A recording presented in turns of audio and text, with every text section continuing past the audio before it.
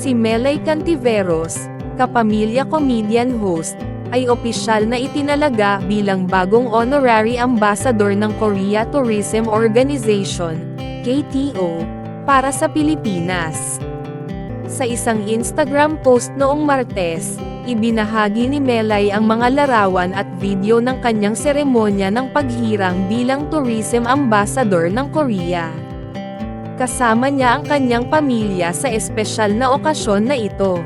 Sa kanyang post, sinabi ni Melay, "Kamsahamnida mga kamsami kung di dahil sa inyo di KM ay mapipili na maging ambassador and ambassadress ng KTO Korean Tourism Ambassador Family.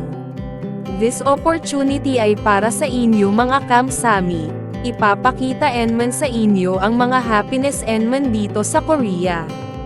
Medyo di lang ako naka-update dahil nagkaroon ng emergency. And thank you sa inyong prayers na okay na ang health ng baby Stella namin. This appointment ay para sa inyo, at ina-appoint namin kayo mga kamsami na Best Viewers Awards. Salamat kamsami sa inyong support Sir Angheyo." Ang mga netizens ay nasurpresa sa balitang ito lalo na't bago pa man ito nangyari. Nag-post si Melay ng, "Eniyong hasaya na naman ako dito kahit takot sa flight pero pag Korea ang pupuntahan pikit na lang ako sa takot. Para mapuntahan lang si Suyen sa Lungguhit K and at Giwoni. PL spray sa aming safe flight, here kami sa Korean Air. Mapapakamsimida kalaga sa pagkapatelan ang color sa loob ng plane pa VIP pa treatment dito. Akala NMN nila pang VIP hitsura ko, mas VIP pa mukha ng mga stewardess dito. Char hehehehe. Kamsami Korean Air." Si Melay ay nagpapasalamat sa kanyang mga taga-suporta at ipinahayag na kung hindi dahil sa kanila, hindi sila mapipili bilang ambassador ng KTO. Ibinahagi rin niya na mayroong naging emergency kaya't hindi siya agad nakapag-update. Ngunit nagpapasalamat siya sa mga dasal ng kanyang mga taga-subaybay at sinabi niyang maayos na ang kalusugan ng kanilang anak na si Stella. Noong nakaraang taon, si Melay ay nagbida sa pelikulang Ma'am Chief, Shakedown in Seoul, na kinunan sa South Korea.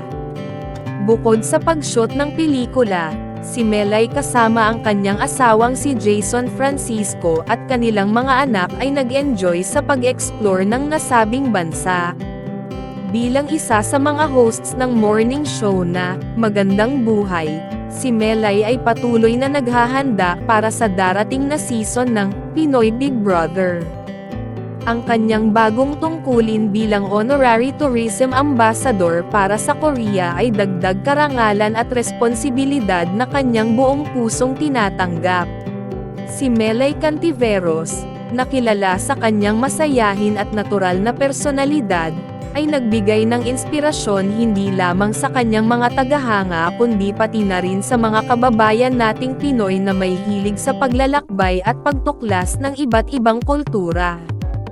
Ang kanyang pagtatalaga bilang Honorary Tourism Ambassador para sa Korea ay nagpapakita ng kanyang kakayahan na magsilbing tulay sa pagitan ng dalawang bansa.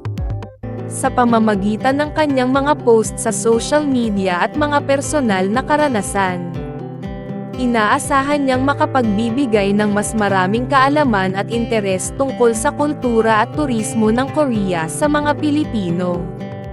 Ang pagiging tourism ambassador ni Melay ay hindi lamang isang titulo kundi isang malaking responsibilidad na kanyang handang yakapin.